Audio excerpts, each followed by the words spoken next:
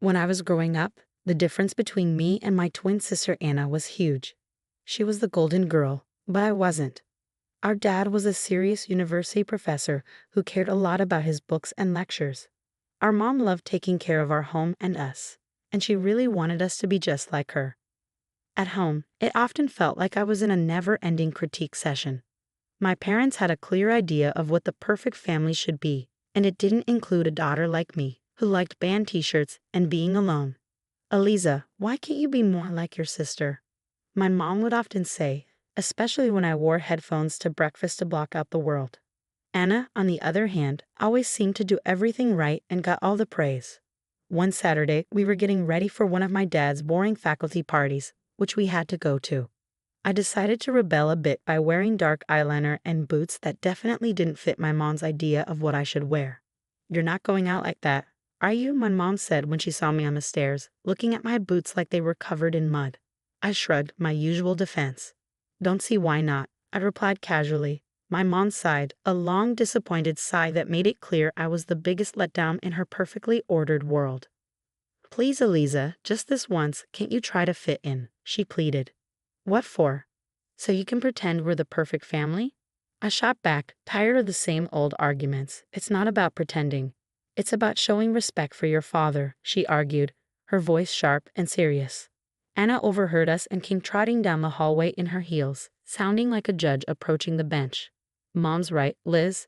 It's not that hard to look decent. Why do you always have to make things difficult?" "Maybe I don't want to be a clone of you, Anna," I snapped, feeling my face flush with frustration.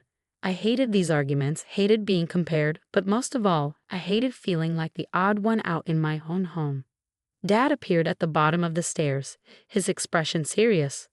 "Eliza, go change now. We're leaving in 10 minutes, he said firmly. His tone left no room for argument. He didn't need to yell. The disappointment in his eyes was enough to make me march back to my room. As we drove to the party, the car was silent except for the classical music Dad insisted on playing because it was calming. I stared out the window, watching the trees blur past. In that moment, I promised myself someday I'd live a life where no one could tell me what to wear, how to act, or who to be. Someday, I'd be free from these expectations. My room was the only corner of the house where I could pretend I was somewhere else, anywhere else. Unlike the rest of the house, which was filled with my parents' choices, my room was mine. It wasn't much, just 4 walls covered in sketches and music posters. But my room was my escape from my family's expectations. One evening, as I tried to lose myself in a playlist of my favorite bands, Dad knocked and marched into my room, his face set in a familiar frown. "Eliza, turn that noise down. And why haven't you studied with Anna today? You know you both have exams coming up," he said, his voice stern. I pulled out one earbud and looked up at him, trying to keep my voice steady. "I've been studying, just not with Anna. I learn better on my own." Dad shook his head, clearly not convinced. "You know the rules. Your sister gets good grades, and you should be doing the same. I don't see why you always have to make things difficult." "It's not about making things difficult," I said, my frustration growing. "I just don't see why I have to follow Anna's way of doing everything. Can't I have my own way of studying?" He didn't respond to that, instead shifting his complaint. "And those friends of yours, I saw you with them at the cafe yesterday. I don't think they're a good influence. You should be spending time with the daughters of my colleagues. They're more suitable." I felt my temper rise. "Suitable for what? For you?" "Because they talk about economics and pretend to enjoy those boring university gatherings." Before he could answer, Mom appeared at the doorway, her voice sharp as she joined in. "Eliza, your father is right. Those girls are from good families. They know how to behave. They're the kind of friends you should want." I stood up, facing both of them. What if I don't want friends who are picked for me? What if I want to choose my own friends, choose what I study, or even what I want to be? "That's enough, Eliza," Mom said, her tone final. "You know your future is with the university. Your father has made sure of that. And after you graduate, you'll need to start thinking about settling down. We've already discussed this." Settling down, the words hung in the air like a life sentence. "You mean start thinking about being someone's wife like Anna? Is that all you think I'm meant for?" Mom's face softened slightly, but her voice remained firm. "We want what's best for you. Following the path we set out will give you a good life. A good life, I repeated, the bitterness of irony filling my mouth. Is it a good life if it's someone else's idea of good? No one answered that question. They didn't need to. We all knew there was no point in arguing. They had their plans, and they expected me to fall in line, just like Anna. Anna and I were like two sides of the same coin, always together but never on the same page. At university where Dad taught, the differences between us became even more apparent. She was into business management, the golden child, always nodding along in lectures, asking smart questions that made professors appreciate her. Then there was me, stuck in the same program but feeling like I was wearing a shoe on the wrong foot. Awkward, uncomfortable, and just plain wrong. One afternoon, as I trudged through a mountain of textbooks in the library, Anna breezed in, her notes organized, her smile ready. "Hey Liz, you coming to the study group tonight? Professor Hall mentioned he's dropping by. Could be good for us to show face," she said, her tone light but insistent. I glanced up, feeling the weight of her expectations. "No, I don't think so. Those things aren't really my scene, you know." She frowned, placing her books down with a thud that matched her disapproval. "It's not about it being your scene, Liz. It's about making the right impressions. You need to start taking this seriously. We're graduating soon."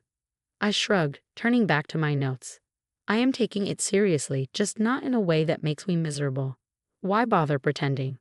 "Because, Liz, sometimes you have to play the game to get ahead.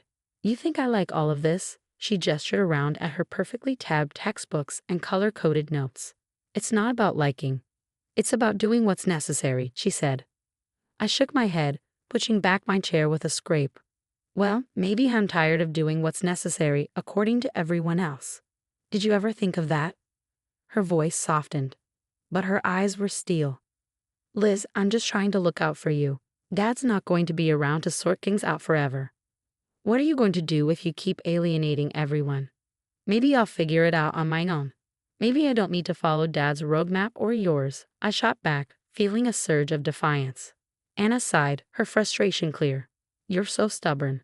Just try, okay? For me, if not for yourself. Show up tonight, talk to Professor Hall. It won't kill you." I really looked at her, and saw not just my annoyingly perfect sister, but someone who actually cared in her own way. "Fine, I'll think about it," I conceded, not ready to promise more. "Thank you," she said, her smile returning. "It's not that bad, you know. You might even like it if you gave it a chance." "Doubt it," I muttered, but I knew I'd lost this round. For Anna, I'd show up, sit through another boring discussion, and nod at the right times. It was just a few hours, I told myself. How bad could it be? As it turned out, not as bad as I thought. Professor Hall was surprisingly interesting when he wasn't lecturing from a podium. I even asked a question, which earned a shocked but pleased look from Anna. Later, as we walked back to our dorm, Anna nudged me. "See? Not so terrible, right?" That fragile peace didn't last long, however. In our last year, Anna introduced us to her fiancé, a lawyer 10 years her senior, already well established and exactly what our parents dreamed of. Mom and Dad were over the moon, praising Anna for making such a smart match, and immediately turned their expectant eyes on me. "Now, Eliza, it's your turn to find someone suitable," Dad said one evening over dinner, his tone implying that my time was running out. Mom nodded enthusiastically, already planning out my life as if it were another one of her well-organized home projects. "Think about your future, dear. Someone who can provide for you, who has a good standing," she said. I remember staring at my plate, feeling the walls close in. Anna's wedding was meticulously planned down to the last detail by Mom, from the bridesmaids' dresses to the floral arrangements, showcasing her perfect vision of family prestige. After the wedding, Mom often visited Anna, doling out advice and ensuring her life played out just as she had orchestrated. Witnessing this, I knew one thing for certain. I didn't want my life tailored by someone else's hands. One day, while walking down the street lost in thoughts of how to escape the life my parents envisioned for me, I heard the deep rumble of a motorcycle. Approaching, curiosity pulled me toward the sound. That's when I saw him, Jake, with his leather jacket and carefree smile, pulling up beside me. "You look like you need a ride," he called over the roar of the engine, a playful twinkle in his eyes. I hesitated, glancing back towards the path home, then at his outstretched hand. What did I have to lose? "Sure, why not?" I replied, my voice a mix of nerves and excitement. Climbing onto the back of his bike, I felt a rush of adrenaline as we sped away. The wind whipped through my hair, and for the first time in a long time, I laughed genuinely.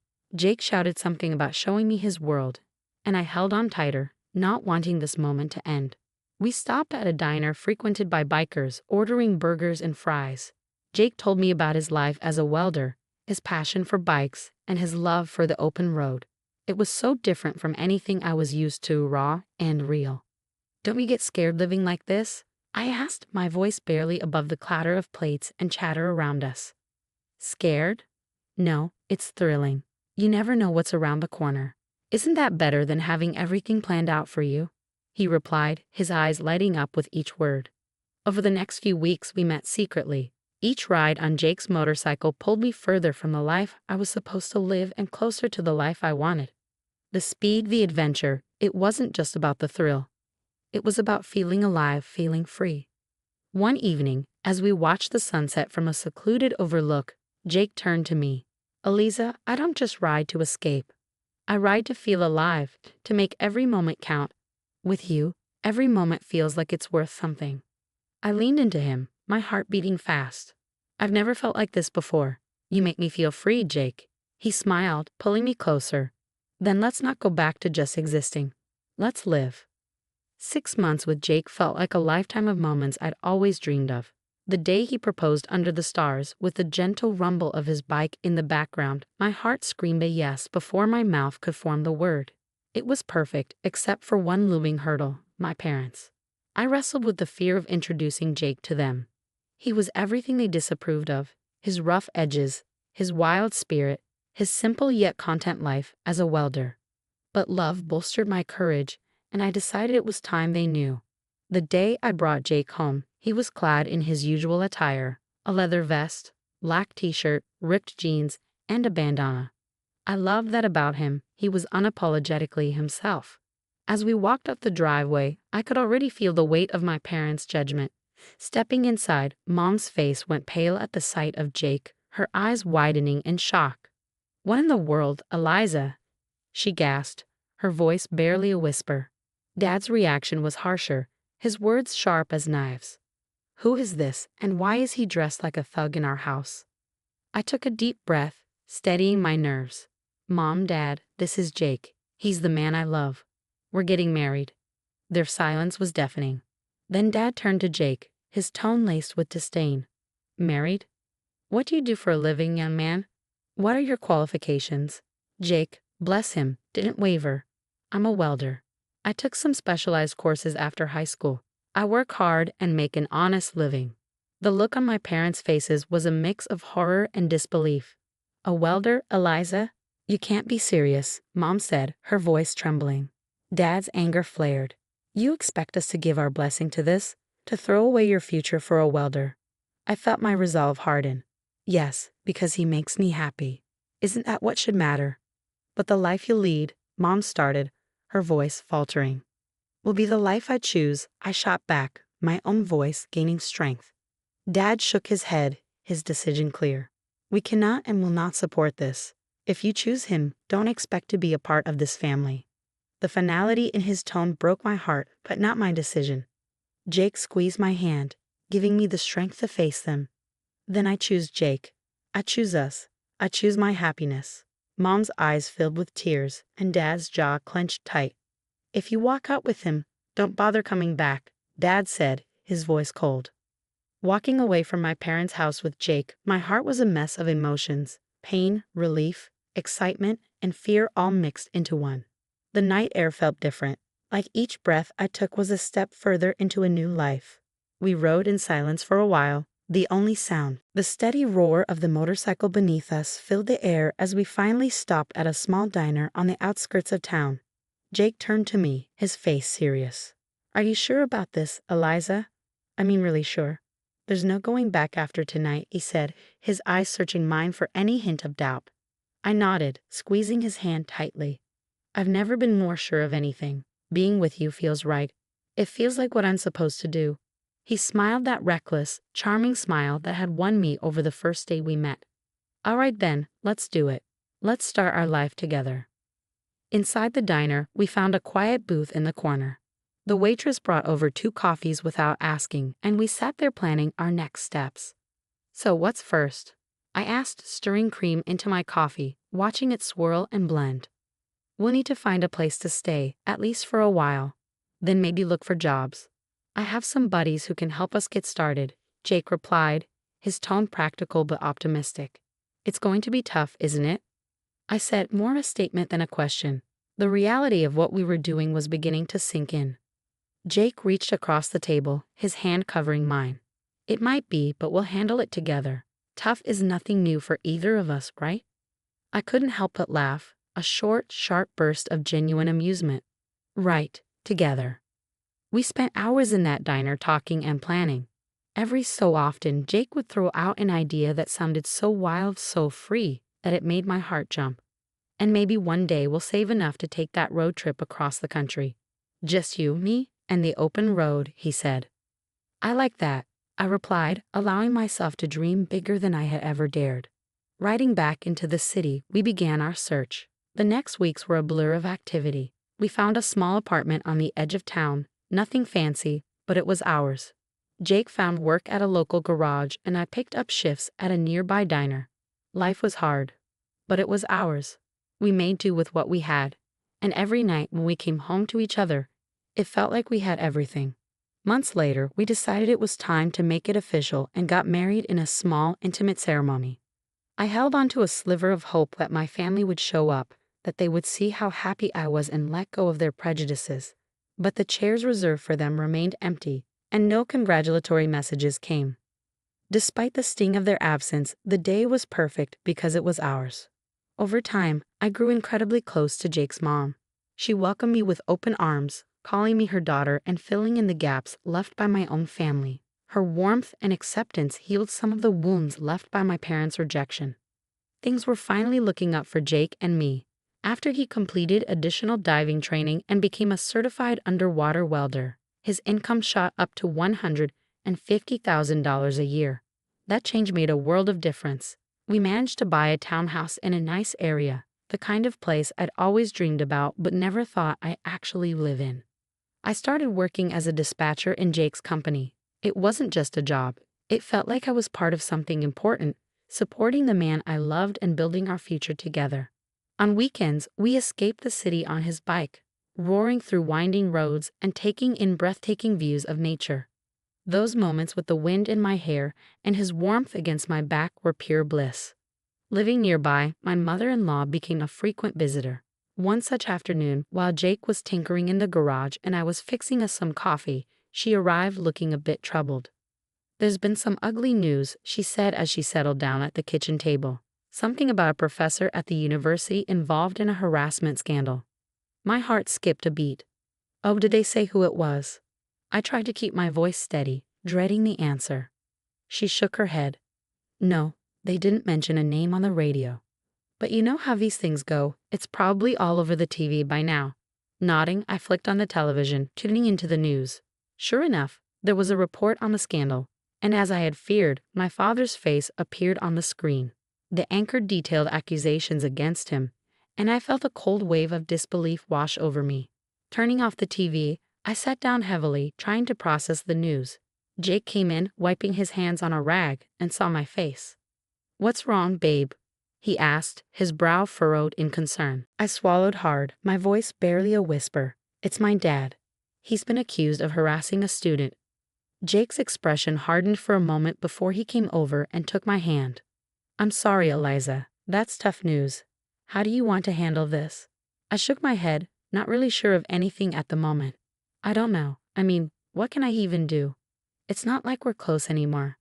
He squeezed my hand, understanding. "Whatever you need, I'm here for you. We don't have to figure it all out right now." I decided to wait and see how things unfolded before making any moves. Whatever decision I made, I knew I'd have Jake by my side, and that was the reassurance I needed to face whatever came next. Life had been peaceful until that unexpected afternoon at work when a familiar car pulled into the parking lot. I hadn't seen my parents in a long while, and the sight of them stirred up a mix of emotions I thought I had put to rest.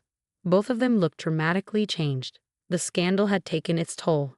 Mom had lost a lot of weight and looked years older, while Dad appeared broken, a shadow of the stern man he once was. My mother spotted me and rushed over, arms open as if nothing had happened, as if years of distance and disapproval could be bridged in an instant.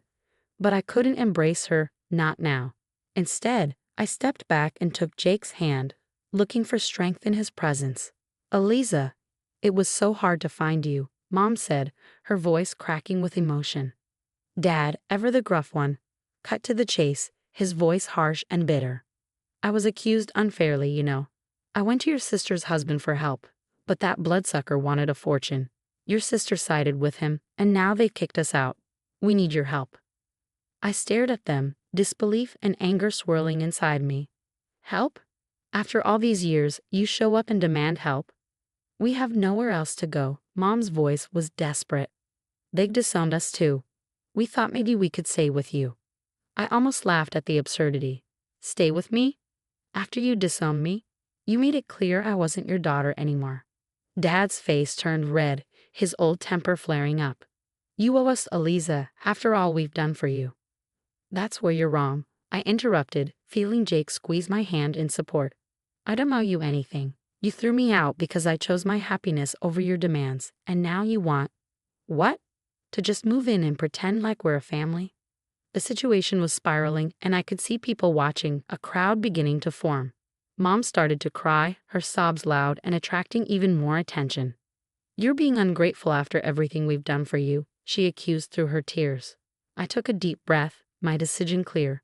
"No, Mom. I'm not ungrateful. I'm free and happy. You made your choices, and now you have to live with them." As we walked away, I heard my dad yelling, but Jake leaned over and quietly told the security team, "Don't let them come here again." The following months flew by, filled with love and peace. We welcomed a son, a new beginning in our growing family. My parents never came back. That day in the parking lot was the last I saw of them. And while part of me grieved for what could have been, I knew I had made the right choice for me and for my family.